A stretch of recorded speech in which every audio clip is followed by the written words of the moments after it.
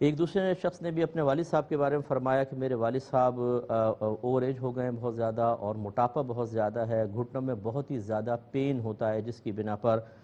شدید درد ہوتا ہے، اور واش روم وغیرہ جانا ان کے لیے ایک بہت ہی بڑا عذاب ہے۔ تو اکثر وہ ایسے ہی کرتے ہیں کہ پیشاب آتا ہے تو بوتل یوز کرتے ہیں، ٹیشو وغیرہ استعمال کرتے ہیں۔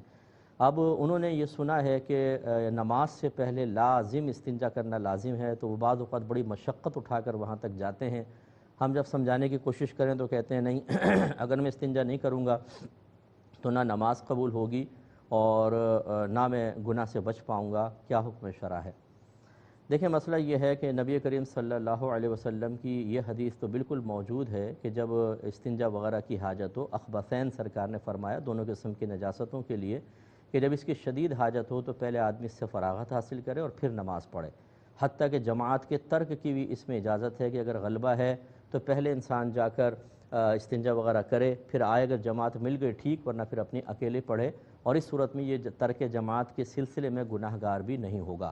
لیکن یہ مطالبہ شرع نہیں ہے کہ آپ کو پیشاب کا غلبہ نہ بھی ہو تب بھی واش روم پہلے جانا واجب ہے، اس کے بعد نماز پڑھیں، اور پھر اگر نہیں گئے تو آپ نماز بھی قبول نہیں ہوگے، گناہ گار ہوں گے، ایسا نہیں ہے۔ لہٰذا والد صاحب کو پیار محبت سے سمجھائیے کہ اگر فرض کر لیں نماز سے پہلے آپ کو کوئی اس طرح قسم کا غلبہ نہیں ہے تو کچھ بھی کرنے کی حاجت نہیں، وضو کریں اور نماز پڑھیں۔